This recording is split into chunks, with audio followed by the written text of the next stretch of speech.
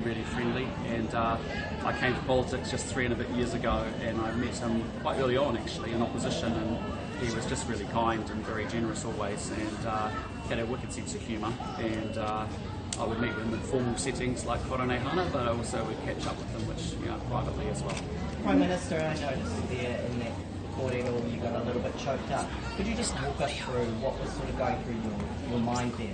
Yeah, it was emotional for me because I had I just thought he was a lovely man and just so decent. And he the best leaders are those that carry themselves with personal humility, but also have massive professional determination as well. And he had massive determination around a central organising idea, which was kotahi tangi.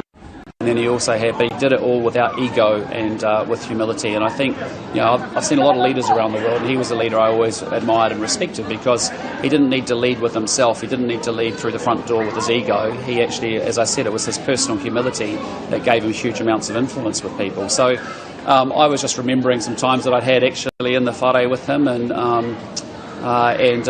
whenever I came, we always, his wonderful wife arranged whitebait fritters for me, and it was lovely. And so I was just remembering that, and I was also thinking of the family. They've lost a husband, they've lost a dad, not just the king, but they've lost a family member as well. So for me, it was emotional as I was getting through my remarks. And it became quite real to you, perhaps, with him right there, and it being a real thing that he's passed on. Yeah, well, I was away this week and I'm away next week, and I really knew that he was poorly, and when I woke up in Tonga yesterday morning, I knew that I'd said to my team I wanted to do everything I could to get there, and I wanted to come with former national leaders as well, and senior leaders in the national governments of the past, because I wanted that line to be drawn between them and me.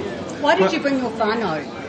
Because Amanda wanted to come as well, and I often would come home from meetings with the King, and I'd talk about him with her, and so she said she'd love to come. So she was with me in Tonga yesterday. So we've had a very quick turnaround overnight and come down today. But no, she loved it. Yeah. You talked about fried fritters. I want to know a bit more.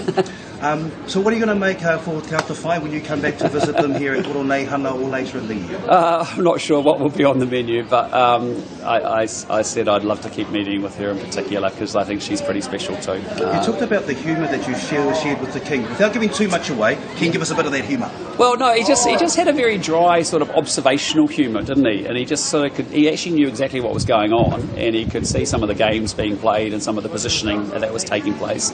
But at the end of the day, he's a great New Zealander. I mean, like he honestly, I wanted to play back his remarks from this Kōrane hana where he said, look, there's room in the waka for everyone.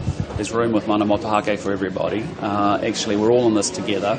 We've come a long way, and actually he had positivity and he had optimism, and he said, we can do better, we can go further together as well. And I think, unity doesn't mean, as I said, at Kōrane hana we'll always agree on everything, but actually, what we never want to lose sight of is what's the goal? What are we all trying to work to? We can disagree without being disagreeable, without being personally attacking, and that's why I say to political leaders, calm the rhetoric down.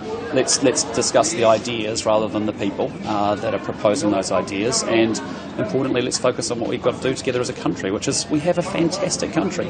We have innate, immeasurable potential in this country. That's why I came to politics. I know that's why Kiingi Tūheitia stood up for kotahitanga and what he believed in as well, and many other political leaders do the same thing. So, it's about realising that potential together. Prime Minister, did you think that you were going to get that emotional up there today? Yep, I did. As I looked at my speech and rewrote it this morning, I thought, yep. And you would have seen, or you would have sensed the, you talk about legacy, and you would have sensed the respect that the likes of Sir Doug Graham had today. Yeah. How much of a priority for you as Prime Minister is it for you to be considered in that same vein? Looking down well, the track? It's actually not about me. It'll actually be about the legacy that we leave in terms of how outcomes are improved for Māori and non-Māori. And as you know, I've come to politics because I believe in this country. I've had the privilege of living and working all around the world.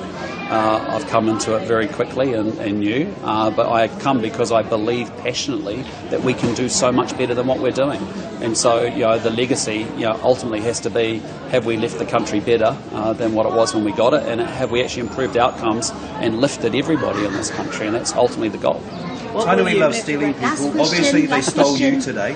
What sentiment do you feel when they said You are the premier of Tainui. Yeah, You are the Tainui that's Prime what Minister. I love the Tainui sense of humour, and no, I've had it several times when I've met with them. They're very clear about what they're about. There's no ambiguity, which is excellent, exactly what you want to see, and they've done exceptionally well as an iwi over many, many decades now. And they've done a fantastic job. You know, they have built an economic engine, which is something to be very proud about. But it's not just about the economics. It's about the reason we do that is, well, what can you do with that economy to actually uplift your people and improve social outcomes for them. So, no, it was a classic Tainui humour. Very, very good. Awesome team. Thank you so much. Appreciate your time. Kia ora, Thank you. te whānau. Bye-bye. Kia ora.